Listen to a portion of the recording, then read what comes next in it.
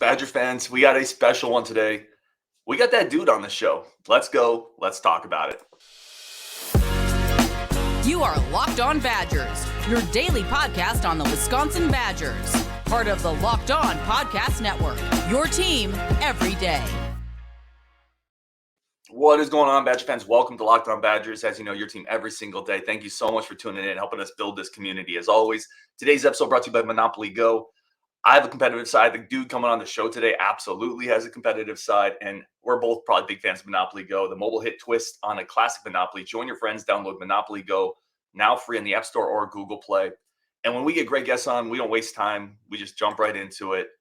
We got that dude Will Pauling on the show today. Very excited, humbled to have you here, man. Want to talk a lot about this year, this upcoming season, but I want to start with last year. Coming over from Cincinnati to Wisconsin, 74 catches, second in the Big Ten. Is that what you thought last year was going to be for you? Honestly, if you would have asked me a year ago, I probably would not have thought things would have played out like this. But obviously, after things kind of started going on, season started to kind of go on. It really didn't surprise me just because I know how hard I work in the off season, how hard I train with Coach Braedyn in the weight room.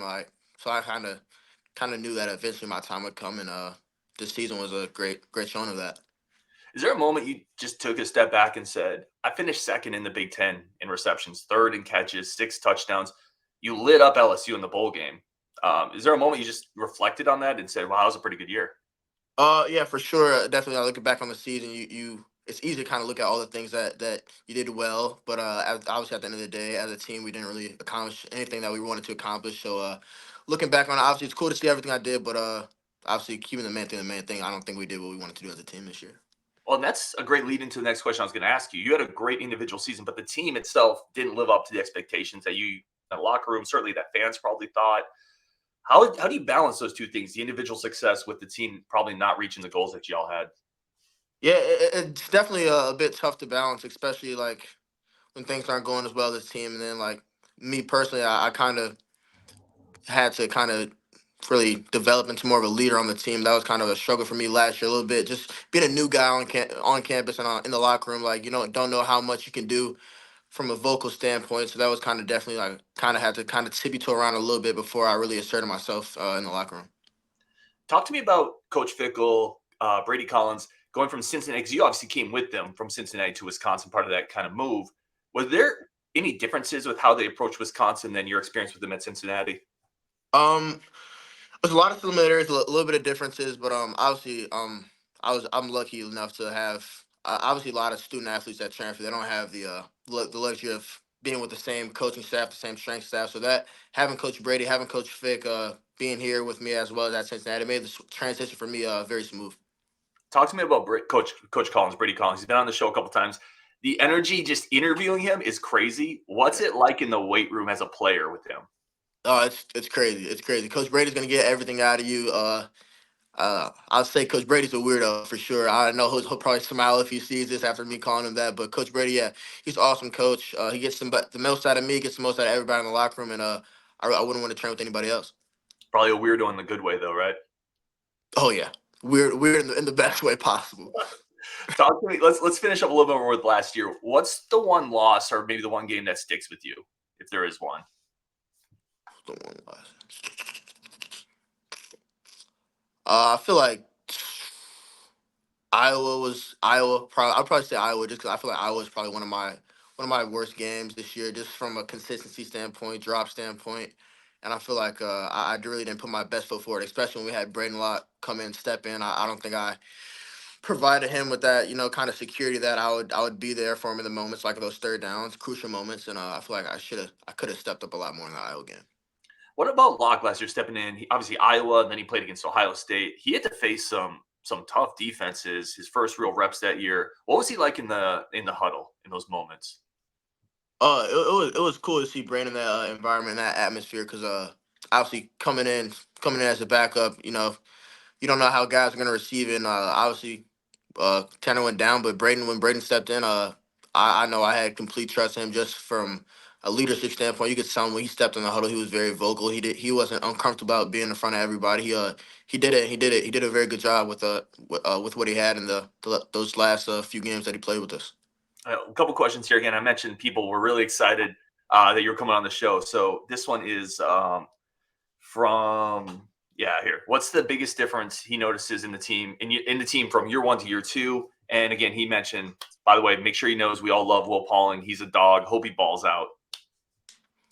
This spring it's been a really interesting spring. It's been a lot different from a few of the other springs that I've been a part of. I feel like just the competitive nature that this spring has been like amped up a lot. A lot more competitive situations, and it's not even just on the field. Even in the weight room, we're doing a lot more competing. I feel like just with the guys in your position group in the offense, whatever it may be, and like kind of the mindset Coach Fick's been preaching is hunt or be hunted, and that means pretty much nothing's guaranteed. No spots are guaranteed. Everybody's gonna have to work for it. Everybody's gonna have to earn their spot, and you always got somebody behind you who's coming to take your spot. Talk to me about that bowl game too. Finishing up last year, you had a great bowl game, but the offense in general, Mordecai was flying around. Bryson Green had a touchdown catch. What was different for y'all in that bowl game?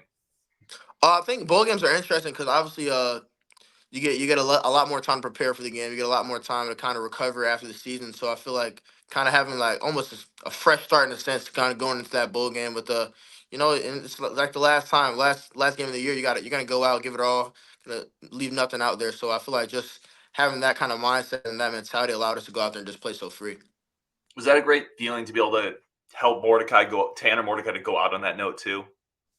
It was definitely a good feeling. Obviously, we didn't go away with a dub, but having Tanner play probably his best game of the year in that last game for him here, it was big for sure. This is from Robert S. Biggest difference between Cincinnati and Wisconsin could be school, football, or just culture in the different states. Oh, biggest difference. Probably just like kind of this the campus environment type of thing. Cincinnati's a lot more urban, I'd say. Madison feels like much more like a college campus. I wouldn't say I prefer one or the other, just because there's great things I love about Cincinnati as well as great things I love here in Madison. So I'd say that's probably the biggest difference. Just the campus, the type of campus we're on. Talk to me a little bit, and we'll finish up on last year, the Minnesota game. Obviously, a big rivalry for Wisconsin, Minnesota. As somebody coming into the program, kind of experiencing that for the first time, how was that rivalry presented to you, and what was that build-up like in that win for you as somebody coming into the program? Yeah. So yeah, being at Cincinnati, we didn't have any rivalry that was anything close to the Axe. And Coach Fick, he kind of harped on it early in fall camp. Probably like the first or second week of fall camp, we started talking rivalries, and I really didn't know until we watched and we read through little clips and just little readings about the action. I kind of realized then like how important this game was, not just to the Wisconsin football program, but to really the entire state of Wisconsin, the entire state of Minnesota. So getting out there that Saturday after Thanksgiving, it was awesome. It was a great feeling to get that axe back where it's supposed to be, and got to keep it here next year. Got to keep it. I have an act that I display, and I take it down when we lose it as a football program. Okay. So, listen. So we got for sure. I got to keep it up. You can't have you put it away for sure. It's important. I usually have it behind me actually, but it's important. Let's finish up last year into this year. Obviously, you're a competitor. You've gotten better. Went from 12 catches last year at Cincinnati to 74 this year. What's the biggest thing you worked on this offseason personally? This you talking about this offseason, like these past few months? Yeah. What have you been grinding on to take that next step? Yeah. So really, my biggest thing is I wanted to get a lot bigger. I want to put a little bit more weight on. I feel like playing in the Big Ten is no joke. These guys out there, they're big for sure, and they'll toss you around if you're not holding your own. So I wanted to I gained about 8 pounds of muscle this offseason. I'm about 190 pounds now, both up. Then Coach Fick really challenged me to kind of be more of a leader, more of that vocal leader in the room, because obviously guys like Chim leaving, and then guys with like me who did a lot last year, and younger guys going to look up to, and he kind of challenged me just to be more of a leader, be more vocal, and I feel like I've been taking small strides. I feel like there's still a lot of work for me to do, but I feel like I've been doing well this spring. By the way, I feel like if one of your goals is to get a little stronger, telling Brady Collins that's probably the biggest smile he's going to get. Like, hey, I want to put on some weight this offseason. That probably makes his day. Oh yeah, when I told him when I told him I wanted to be 190, all he did was grin. He said, "Let's freaking do it." I love it. And then talk to me a little bit about you mentioned and I love the pivot here. You said the Big Ten cornerbacks, defenders are a little bigger, a little stronger. What was the toughest secondary you played last year? Toughest secondary, or the one that just talked the most trash? Like, who stuck out last year as a secondary that you played? Honestly, who talked a lot? Talkers. Me personally, I don't do a lot of talking on the field. I kind of just let the game show for it. But I'll give you a little look after the play. But I feel like overall, I feel like Iowa secondary was pretty solid. They weren't anything like crazy athletic, but they always knew where they were supposed to be. They were very like disciplined on defense. I say, and I feel like that's kind of what made them so consistent over the last however many years they've been running the defense. They've been doing it a long time, so it makes sense why they're so good at it. But yeah, we didn't play too many trash talkers. But matter of fact, this is kind of Here we funny. go. L- LSU tried to talk like a crazy amount of smack, but it's like, bro, like we're killing you guys right now. Like from a receiver standpoint, like we were making plays all over the place. So it was kind of funny to see all the LSU DBs trying to talk trash to us. That's funny. Yeah, they weren't ready for the Big Ten speed, man. They weren't ready for it at all. All right, we'll take a quick break, come back with Will Pauling, this awesome interview. Talk a little bit about this upcoming season, the receiver room, the quarterback room, and which defensive backs are taking a jump. That's coming up next on Locked On Badgers. But first, a quick break for our friends of the show.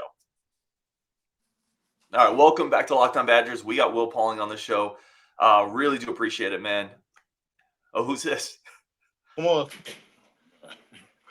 My other Cincinnati guy, man, Jaheim. Yes. Good, man. What's up, man? How you doing? Who's the biggest trash talker in the receiver room, Gene? Him or Quincy? Definitely. All Cincinnati guys. Yeah. You know it, man. I love it. How's spring going for you? It's going well. I'm enjoying it, I'm glad to be back home, glad to be back with the guys. So it's definitely been a great time. Real intense. You got any message for Badger fans? Hey man, it's gonna be a great season coming up, man. I can't wait to see jump around as well, man. It's gonna be exciting. Really exciting. Dude, I love it. Dude, I absolutely love it. Yeah. Will, I gotta ask you about more receivers. So I asked this question to Brady Collins, a form of it. If I lined all the receivers up on one side of the field that are in the room right now, and I put a treasure chest on the other side, who's getting there first? First? Yeah. Oh, me. It's not Trech. It's not Burroughs. It's not. I'll be honest. I'll be there first for sure. But Quincy be pulling in right behind me for sure. All season, obviously, you guys probably see the numbers and stuff. Me and Quincy go at it. Trech can move too now, but I feel like first over there is definitely me, then probably Quincy right behind. Talk a little more of the receiver room. So Quincy's a guy who I feel like gets slept on a little bit. Big guy, physical guy, fast. He's about 6'1", 6'2", coming over from Cincinnati with you. What's his game like? Give us a little bit more under the hood with Quincy Burroughs. Yeah, like you said, Quincy's got he's a freaking edge. He's got a lot of upside, I feel like, and he's still young, and I don't really think he always understands like how good he could actually be. Like he said, he's got the frame for sure. Like Quincy's probably about 6'1", 6'2", but he's got like about just as much twitch as me. Like he can move like a slot, but he's got the body to play outside. And I think his biggest thing really is just consistency. Like he'll come out, he'll have great practices, but now the thing is, Quincy, can you do it day after day after day? Because that's what the coach are looking for, and that's what the quarterbacks need. The quarterbacks need you to build that trust, and they need you to know that you're gonna be there when they need you to be there, and they're gonna make the plays. Is that part of your new role too? Is that vocal leader kind of reinforcing that for some of the younger guys? Definitely. I know me and Quincy, we have a different type of relationship. So it's me. It's kind of like to the point where sometimes I got to be a little bit tougher on Quincy than I am on other young guys in the room, just because I expect a lot out of Quincy. I know the coaches are expecting a lot out of Quincy this year, so that's definitely been one of the parts that I have to work on this offseason and being a leader. Let's keep talking about the receiver room for a little bit. Trech Kekahuna, a guy generating a ton of buzz. People are really excited about him as well. What's your impressions with his game so far? Trech is a baller. Trech is a baller for sure. He's got a lot of twitch, a lot of shiftiness. He's very good with the ball in his hands. As you can see in the bowl game, he's ready for that moment to go out there and make plays, and I feel like he's going to be a big part for us this year. So one of the things we've talked about on this show, a guy named Justin comes on the show a lot. He thinks Trech is going to have over 40 catches. I love Trech, but I have it slightly under. Am I crazy here? Am I in trouble? I won't mess up the bet too much, but I'll say this: Trech is going to play a lot of snaps for us. I'm not sure how many catches he's going to do and going to make. Hopefully it's a lot. Hopefully I get to have more selfishly, but no, Trech is going to be a baller for us for sure. I'm sure of it. And I'm rooting for him to get the over, by the way. Like I hope he gets it done. But if you could get 90 or 100 just to keep him maybe a little, like if you could just do me a solid and see what I can do. Talk to me a little bit about outside receivers too. CJ Williams, Bryson Green. We talked about Quincy Burroughs a little bit. What are some of the jumps you've seen among the other receivers in this room? Yeah. I feel like having a whole year in the system, it's been good for us. This spring, a lot of everybody's been able to just play a lot faster, just because they know what they're doing. They don't have to second guess themselves. One of the names that you didn't mention, I feel like, has been doing amazing stuff this spring and even towards the end of last season. Vinny Anthony. Vinny Anthony's he's slept on. He's a baller. He can run a lot. He runs very nice routes, and I feel like this year Vinny's gonna take that next step. Obviously, he can do kick return, punt return, so he has a ton of value for the team, and I'm excited for him. Yeah, quick receiver kind of snap questions here. Who has the best hands in the room? Best hands, ooh, me, Best route runner? me. I love it. No, I love it. No, That's but honestly, today. no, it's how I feel. It's how I feel today. Give me a number 2 there then. All right, second best hands, I'd probably go Bryson Green, Okay. jump ball guy. Who's the best blocker? Best blocker, Hawk and Anderson. Oh, nice. Yeah. Best yeah, I think we nailed them then. We got route runner, blocker. Talk to me about cornerbacks. You guys go up against them all the time. Who's a cornerback? I don't want to say it gives you fits or anything like that, but who's a cornerback that you go back have real battles with that gives you issues? Uh, most of the time I'm working in the slot, so I'm usually on Max, Lofi, Austin Brown. We go at it. They're physical guys. They like to be physical. I'm a smaller guy, so I usually don't always want the physicality when I'm running routes. So those guys, they try to be physical with me, try to reroute me, stuff like that. So I feel like those guys are probably guys I go up against the most. Any younger cornerbacks that you've But seen? I wouldn't say any of those guys give me true problems. So I'm not saying that. I'm Right. not saying that. You don't want to put that out there. Nah, no. How about younger cornerbacks? Anybody you've seen that Badger fans maybe, even if it's not this year, that in a year or two Badger fans are gonna be like, oh, that dude's a baller. Yeah, I feel like Jonas is making steps. Jonas is making some good strides. Jay Sean shows some good stuff on tape. He shows good flashes. Then the transfer RJ Delancey's been making plays. He's been competing with us very well. So I feel like cornerback room it's in pretty good hands. Speaking of corner and some of the new pieces that are coming in, this is another question we got. Talking about some of the new receivers coming in, KBJ, obviously the freshman, but the transfer Tyrell Henry from Michigan State. What have they brought into the room? Tyrell and KB, they're great football players. They're bringing in more competition in the room, which is what we need because competition is only gonna make everybody in the room better, and they've been doing that every day. Kyan, he came in, young freshman, not really knowing the ways, and we had to kind of get on him about it, and he's been having a pretty decent spring. He's been making a lot of plays, and I'm hoping it just keeps on trending upward for him and as well as Tyrell. And we went 18 minutes without talking about quarterbacks, but I got to ask you quarterback question. This is from Playmaker. Just really specifically, how do you feel about the quarterbacks right now? I feel really good about them. It's because, like I said, the competition keeps coming up because it's literally in every position on the team, and I feel like those guys battling it out every day, going up and down, seeing how they react to it. It's good for them both, and I feel like it's gonna show the team who kind of responds to adversity because obviously know when the season hits, we're gonna face our fair share of it, and how you react to it's gonna be big. And any thoughts on so maybe Matt Toyer coming in this year as a freshman enrolled early? What are some initial impressions on the 6'5" freshman? Yeah, obviously he's got an awesome frame. He's sneaky athletic. Like looking at him, you wouldn't think he can run or jump or anything like that. But maybe he's definitely got some athleticism there. And obviously in this offense, like we saw with Tanner, like athletic quarterbacks are they're able to do their thing. They're able to get into open space, make plays for us, not just with their arm, but as well as their legs. And then kind of finish up on this season. What are your kind of individual goals? I'm really not too much. I'm really not a person to really do the individual goals, but I guess if I could give you one now, I just want to only grow in everything I did. So I guess surpass all the stats or whatever it was this year: more touchdowns, more yards, more catches. And then how about for the team? For the team, Big Ten championship or bust. Honestly, What's and we talked about it a little bit already, but y'all know the schedule this year, right? Pretty loaded, high profile teams. Does that change the intensity of how you guys have approached this spring and maybe the off season? I wouldn't say that's really changed how we approach things. I feel like it's kind of one of those things that's like, well, you don't have to really you don't have to really say it. It's kind of just understood. Like we know what we're playing this year. We know how good we have to be in order to beat these teams, and everybody just kind of understands what needs to be done. And then in the off season, I just kind of want to get your feel on this. Like, how do successful athletes, how did you kind of navigate the NIL world? And as much as little as you're comfortable talking about, I'm sure people reach out, people talk. How much of a distraction is that for you, and how have you kind of handled that world?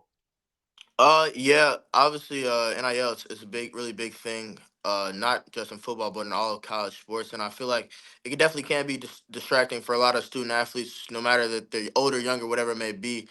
But I've kind of been able just to kind of keep tunnel vision, kind of what's my end goal is making it to the NFL, and obviously NIL is awesome, but it's not my main focus right now. My main focus is kind of just being the best me I can be, and everything else will fall into place. And as far as how I've kind of been navigating it is, one of my teammates at Cincinnati, Tyler Scott, he plays for the Bears now. He had a guy that he was kind of working with in college who he trusts and kind of put me in contact with, and I've been kind of just navigating this world with him, kind of trying to reach out to brands and kind of do things with them, and it's been going very well. This is a tough question to answer, but if you were made commissioner of college football, college sports, NCAA for a week, what would you do? What would you change, do you think, to make it better for athletes, better for the program, better for the sport? Is there anything you're like, yeah, that needs to change? Um, I was, Ooh, that's tough. That's tough. I'd probably say like, well, I think NIL is a great thing, but I feel like it's kind of it's not really like what it should be. I feel like this in this world of NIL, it's kind of more almost like a pay to play type of thing. I feel like it's not always true like student athletes doing true NIL deals, like whether it's promoting a product or whatever, doing a commercial, whatever it may be. I feel like it's more just student athletes getting paid by schools to do certain things, and I feel like true like NIL would be like student athletes being able to benefit from TV deals. You know, TV companies that make $100 million a year off of sports, and how much of that is truly going to student athletes? Zero. So I feel like that's kind of something I probably want to look into. Yeah, it's well said. Are you ready for a couple rapid fire questions? Wrap this up. Let's do it. Best dancer in the receiver room. Ooh, Quincy Burroughs. Best the defender who talks on the Badgers. Defender who talks the most trash. Ooh. DP, Daryl Peterson talks a lot. And RJ Delancey talks a lot too. Guy who hits too hard in practice. Oh. Hunt overdoes it with me sometimes. I think it's a little personal. Hunt overdoes it a little bit with me too much. Did you get him in the open field once and he's like getting payback? I'll give Hunt some nice routes for sure. So that might be what that's for. What would be your NCAA EA Sports rating? The game's coming out, man. Ooh, like a realistic rating, I need at least 91 with like a 92 speed. What, Yeah, 91. Yeah, 91 with like a 92 speed. I'll be all right with that. what would be your hands in that? Hands, at least like an 88. At least an 88 catching. What would be Jaheim since he popped in? Where would he be at? His catching? No, his just overall's rank. His overall. I was gonna say because his catching, he's still over here. He hearing me. He caught like 2 picks this spring, so he think he got hands now. But he probably got like he's probably got like a 62 catching. But overall, I mean, he almost led the SEC in tackling this year, so he should be like a 92, 91, 92. I love it. And we got a question here. What would Trech's speed be? Trech's speed, and Trech should probably be 90, at least 90 speed. At least 90 speed. What's your hidden talent? Hidden talent? Ooh. I got a few. I tell people I can sing, but like they hear me singing, they're like, I can't sing. But I think I'm like a really good like MC. Like I'm good at performing. Like it don't always sound the best. I'm not the best dancer, but like I'm gonna get the vibes up. I'm gonna get people going. The energy gonna be there all the time. I love it, man. And last question here. Any message for Badger fans? Man, everybody come out this fall. We need everybody there loud. We need y'all there early. Students, we need y'all there early because you know how the student section gets. Yeah, we just need your support through ups and downs. You know how the season goes. You're gonna have ups and downs. You're gonna face adversity, but we just need you guys with us every step of the way. Love it, man. He is Will Pauling, one of the best receivers in the Big Ten. Super grateful to have you on the show, man. At Will_Paul6. Anywhere else people can follow along the journey and root along? Yeah, Will_Paul6 on Twitter and WillXPaul on Instagram. Appreciate it. Follow him. Incredibly humbled to have that dude on the show. on Wisconsin, and we'll talk later. Appreciate you having me.